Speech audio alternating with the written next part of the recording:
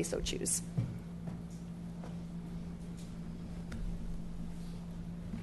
Well, I grew up in a trailer park, so I won't be as concise and clean as you are on this. But I did, and it was not bad for a librarian, doesn't know what she's doing, so you did a very well job. Thank you. Based on the charter. And some of this will overlap, but I'll just show you how asinine this document, especially coming from Jeff, who's a very bright guy, how bad this was. And then how for these members, and I know most of them, they're pretty bright, just to jump on this and saying, we got $400,000 day one of extra money to spend. The financial disclosure was, of course, we don't see anything, but was submitted last night. There was a meeting.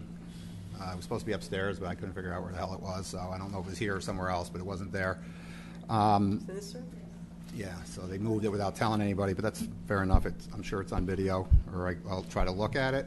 And as the Commissioner rightfully said, $391,000 based on this fiscal disclosure summary will be saved if we go from the commission form of government to a new city manager, mayor, council form of government. Just so you understand, because when I met with this commission, I worked with these guys. I did want to get involved in this. It's like the mob. They just pull me back in.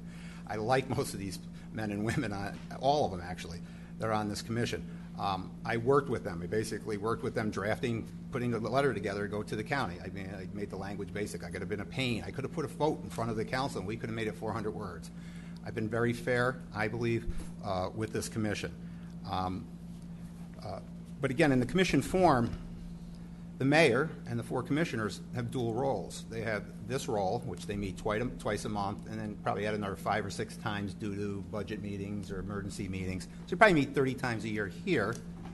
And the rest of their time is running the office with the help of I would basically call their managers, their deputies.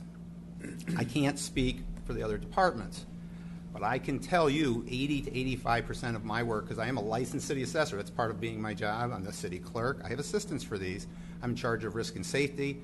I would say 80 to 90% of my hours are put in running my office. And this is showtime twice a month. And that, some people, maybe it's 50-50. I would guess Commissioner Scirocco is probably 95% of the time, because I see him up 6 o'clock in the morning driving around, and I see him 8 o'clock at night and after events and whatever. I'm smarter than him. I took the easier job of the 5, but he likes it. What the hell? But let me just give you and under the 32 hours is our recommended based on New York State hours for the commissioners and the mayor. I know Mayor Yepsen works a lot more than 32 hours. And I know most of you I'm right about 32 hours, but the rest of you put a lot of hours in, okay? But let's say 32 hours just to be fair about this. If you work 40 hours a week, 50 weeks, because some people get vacation, that's a 2,000-hour work week, okay? So if we take 5 full-time deputies, and trust me, most of the deputies work more than 2,000 hours, but let's just say 2,000 hours, that's 10,000 hours. If we take 4 commissioners at 32 hours a week, at 50 weeks, that's 6,400 hours. And if we take the mayor at 1,600 for the year, those total equal up to 18,000 hours a year. All right. Now, let's take 30 meetings. 30 just works out to 360, 1/12. And let's say 1/12 of our work relates to putting the dog and pony show here. All right? So we take 18,000 hours, and I take 1/12. That's about 1,500 hours a year relate to doing this, and 16,500 hours relate to running our offices. Now, if you take the 5 times the deputies plus benefits, I'm going based on their number, it's 568,000. You take the 4 commissioners plus benefits, that's 130,000. I don't know if Commissioner Scirocco is getting health benefits because he's on Medicaid. Maybe he gets it as a backup. Medicare. Medicare. Yeah. Well, Medicaid after this job. I get it from my right from the city. Right. My so retirement. Just look at. I know it's numbers, and numbers aren't really important, but it's wrong because he's not getting it. He's getting it because he's retired from Medicare, though, not Medicaid. right. No, I understand. I was just joking about the Medicaid because the pants and the thing. He's going to be poor from this job. I understand the difference, but thank you. And the mayor, they said they're going to save $26,000 or lose $26,000 because the mayor's salary is going to go up. I don't know if they took benefits into the mayor's portion because I don't think they're really going to lose $26,000. So that actually hurt them a little bit.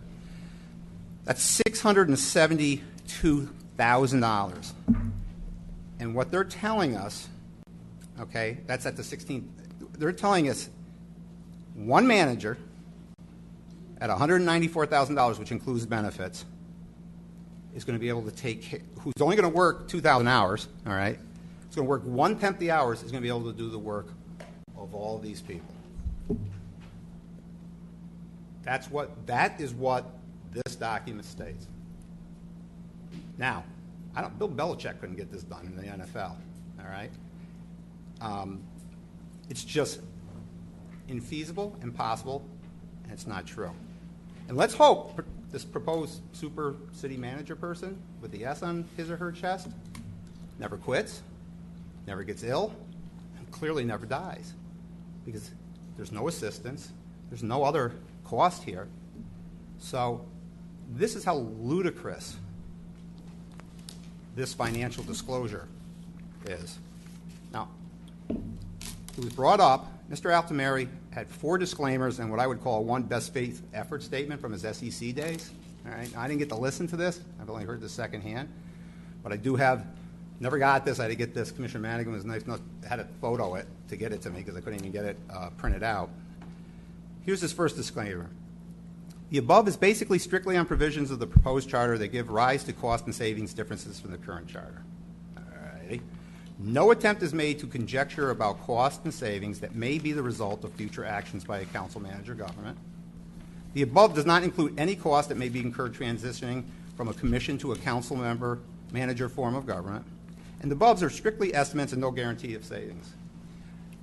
Now, and then lastly, he puts in here, the figures reflect herein were collected by the Charter Review Commission through its best faith efforts from sources in the City Hall. And the best faith efforts were, believe were put therein for a reason.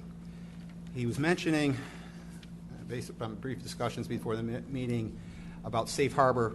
SEC safe harbor regulations. SEC. Lots of conversation about safe that. harbor, which has nothing whatsoever to do with the municipality. Okay, Securities and Exchange is zero to do with this. This is the position he was in as an EFO, CPA. I know he's a smart guy. I've met with him. He's very bright. I work with safe harbors in the income tax law. What a safe harbor is if things are too onerous and to figure out, the IRS will say, well, as long as you follow this kind of rule of thumb, we're not going after you. Okay? It's a safe harbor rule where they cannot come and prosecute you because they gave. So instead of figuring out if this item should be capitalized or not capitalized and expensed, there's 1,000 rules, or if it's less than $5,000, you're okay. That's a safe harbor rule. Safe harbor relating to under SEC rules, there's many of them, but I believe what he was talking about is under SEC, safe harbor provisions protect management from liability for making financial projections and forecasts in good faith. I'll repeat this again. Under SEC rules, safe harbor provisions protect management from liability. That means they're not liable for making financial projections and forecasts, sound familiar? In good faith. The figures reflected herein were collected by the Charter Review Commission through its best faith efforts. Isn't that a coincidence? He's using his old SEC rules, all right? Well, here's the problem. This is not good faith or best faith efforts. This is completely just the opposite. So even under SEC safe harbor rules, you'd be in big trouble because this is not a best faith effort. This is not a legitimate financial disclosure. This cannot be paid by the city. If you're going to do it correctly. It doesn't have to be 100 pages, but do it correctly. And you have to give your best faith. And am I missing something? Does anybody outside the planet Mars really believe that one person's going to be able to do all this work? It's just not going to happen. The Achilles heel, this is the third charter change that's come in my 12 years. And the Achilles heel on all 3 of them has always been this. It's been the fiscal impact study. It was the Achilles heel with Val Keynes.